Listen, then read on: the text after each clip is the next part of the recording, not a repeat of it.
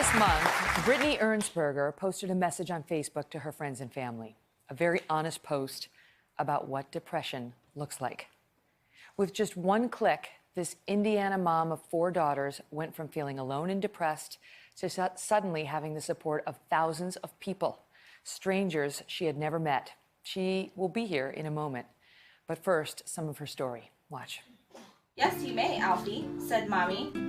Brittany Ernsberger, a 25-year-old mother of 4, says she has struggled with anxiety and deep depression since she was 12 years old. Some days when I get out of bed, I can barely get them breakfast, lunch, and dinner made. I want to enjoy what they're enjoying, but it's hard. It's hard to get up off the couch. This past 6 months has been an absolute roller coaster of emotions. It's been a very dark place for me. Brittany says therapy had been her lifeline, but when she lost her job and could not afford to continue the sessions, she spiraled downward. Everyday tasks became impossible. Laundry piled up and dirty dishes sat unwashed for weeks. That was like a breaking point of everything just being bottled, like so bottled up over the last 6 months and feeling so isolated and alone. I mean, sitting on the kitchen floor and crying was as close as I felt like I could get to doing anything, period. And I had to call my husband home from work that day because I really thought that I was going to end my life. I thought that was it for me. And we sat for, I don't know, 3.5 hours, and I cried, and I sobbed, and I cried some more. She made it through that day. Grateful to be alive, Brittany wanted to give her friends and family a glimpse of what her depression was like, so she wrote about it in a Facebook post. This is what depression looks like. No, not the clean dishes, but that there were that many dishes in the first place that I've gone 2 weeks without doing them. But depression pulled me under. It sucked me in. I wanted to let others know that it's okay to feel this way. Once she hit send, she never imagined what would happen next. And there was messages and, people by the hundreds, thousands per hour were sharing this post. I mean, there were so many people that related to what was going on, and once it got to so many shares, I added, if you guys need somebody to talk to, let me know. And they did. Wow. Please welcome Brittany Ernsberger. Thank you so much for being here. Thanks for having me. And thank you for that post. Thank you for that post. What made you do that? I just wanted to let my friends and family know that, there are people who struggle quietly. And just because, our family is so strong for us sometimes we kind of need to turn around and check on them too and make sure that they're doing okay. How did you get, you're sitting there contemplating ending your life, and you made a different choice. You did a post, that's a reach out right there, yeah. And you called your husband, who's here with us today as well. How? Because I think a lot of people struggle, and we've seen in the news, too many choose the opposite. Sometimes it's hard to find that strength and that courage to reach out instead of just going on with it. Some people do, and too many people end their lives because they're too scared to reach out for help. So many people end their lives every single day because they are scared to reach out and ask for help and get the help that they need, get the help that they deserve to have. And you're worried, as you said in your post, that you're going to be seen as, quote, weak. Mm-hmm. Did you have that fear? No. I mean, yes and no. I mean, I knew that from my family that they weren't going to think that I was weak. But, there are so many judgmental people who like to put a judgment on mental illnesses and, why? Why put a judgment on a mental illness? Mm-hmm. Somebody with a mental illness is already going through enough. They're already feeling so negatively about themselves anyway. There's no reason to put a judgment on top of that. Just accept them for who they are and love them anyway. And it can get overwhelming when you become a parent. I mean, especially if you have 4 kids. Yeah. You're 25? 25. And how old are your kids? 6, 5, 4, and 2. Wow. And that's overwhelming.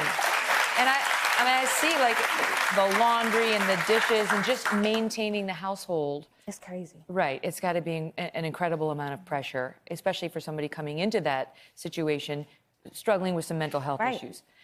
So what what have you done? Because I know you say those last 6 months. This was June that you made that post. You said that the 6 months prior to that were your lowest. Yeah, unfortunately, the 6 months prior to that, I was not. We had some run-ins with insurance, and I kind of had to quit going to therapy for a while.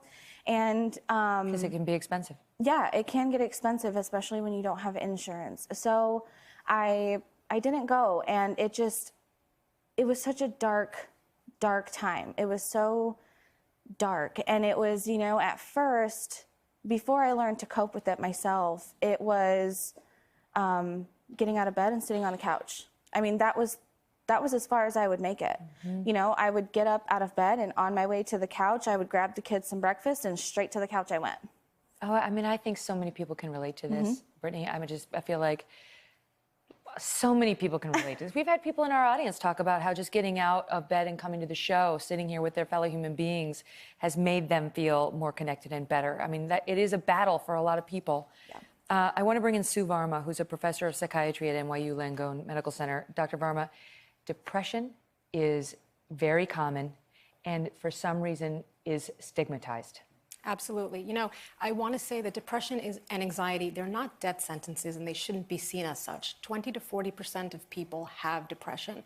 And there are so many treatments that are effective, particularly cognitive behavioral therapy, which is the type of therapy that looks at the way that you're perceiving the world. Because I often say that it's not our reality often that's so painful, it's our perception of the reality. So if you get that kind of therapy, it's not all about like, what did your mother do to you? No. It's right? My mom loves that. But where should I begin, Doc?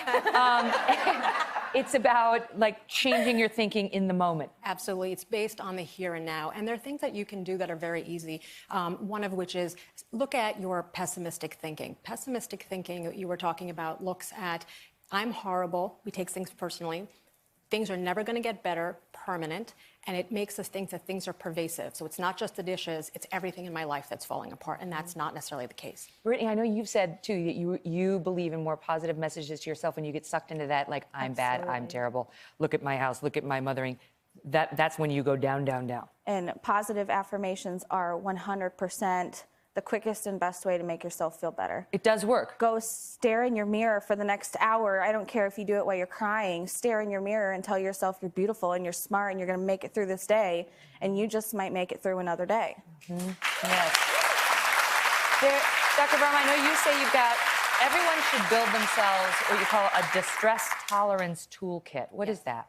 So a distress tolerance toolkit are about 5 to 10 things that a person should, when they're calm, when they're feeling well, make a list of so that when they're distressed, they can easily check that list. It could be calling a lifeline, having a good friend that knows in advance that you're going to send a quick text message and you want to check in.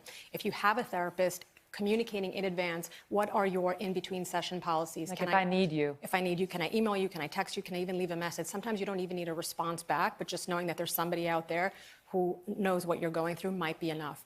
Keep a journal. I'm a big believer in writing helps people process emotions, and what you did was really brave. Taking a warm bath. We know that warm water can be extremely effective when it comes to physical pain, and I also think that it can sort of help calm things down. Really? Another technique is putting your face, this sounds a little nuts, but go with me, in ice. That really helps reboot the parasympathetic and sympathetic nervous system, cutting your fight or flight and increasing relaxation. It's a huge jolt, and it sort of like resets the system. I'm just picturing getting out of the warm bath and sticking your face in the sink, like, whoa, right? Hot and cold treatments. But why not, right? Why not? And honestly, as somebody who did reach out in the moment, I assume you don't regret it. No, not now, I don't. Absolutely not. I do not regret reaching out to anybody. I don't regret any of this. And the kindness you received online. It's been amazing. It's been amazing. Just in the last probably 2 or 3 weeks, I think like 16 people have started going to therapy that reached out, that I told them, therapy is wonderful. And it's going to be more than that. I hope so. It's going to be more than that. I hope so. You gave your daughters a gift, yourself a gift, Michael a gift, and so many others. Thank you for telling your story. Wow. And thank you, Dr. Varma, as well. We're going to be right back. Don't go away. Hello, Today fans. Thanks for checking out our YouTube channel. Subscribe by clicking that button down there and click on any of the videos over here to watch the latest interviews, show highlights, and digital exclusives.